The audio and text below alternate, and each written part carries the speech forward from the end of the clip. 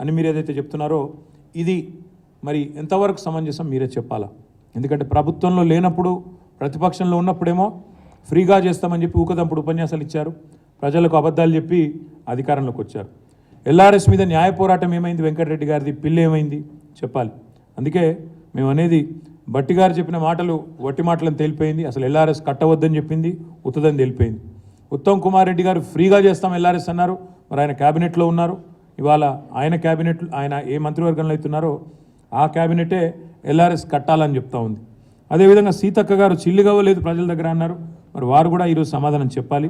ఇవన్నీ తప్పకుండా ప్రజల తరపున మేము అడుగుతూ ఉన్నాం, తప్పకుండా వారు మరి స్పందించాలని చెప్పి కూడా డిమాండ్ చేస్తూ ఉన్నాం.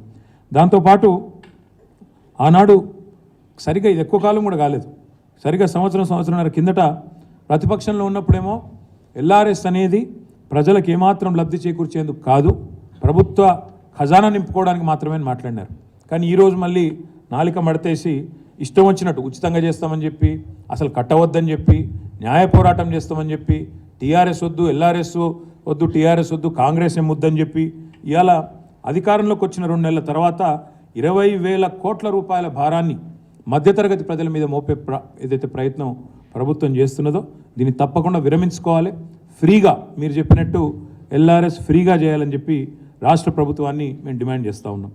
ఎల్ఆర్ఎస్ పథకానికి అప్లై చేసిన 25,44,000 మంది ఎవరైతే ఉన్నారో వారందరి తరపున రాష్ట్ర ప్రభుత్వాన్ని కోరుతున్నాం, ఉచితంగా చేస్తామని మాట ఇచ్చిండ్రు, ఉచితంగా చేయాలి.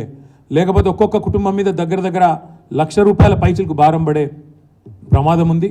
మీరు 20,000 కోట్ల రూపాయల కోసం మరి ఈరోజు వాళ్ళు ఈ రకమైన కార్యక్రమం తీసుకున్నారు. ప్రజల నుంచి ముక్కుబిండి మార్చి 31 లోపల వసూలు చేయాలని ముఖ్యమంత్రి గారే టార్గెట్ ఇచ్చినట్టుగా మాకు సమాచారం ఉంది.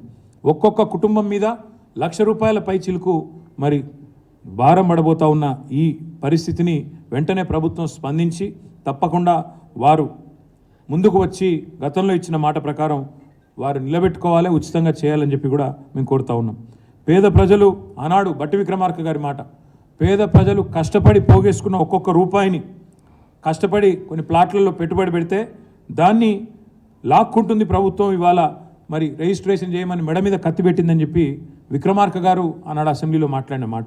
అందుకే మేము అనేది వెంటనే ప్రభుత్వం స్పందించి మరి తప్పకుండా ఈ విషయంలో వారి వైఖరిని మార్చుకోవాలని డిమాండ్ చేస్తూ ఉన్నాం.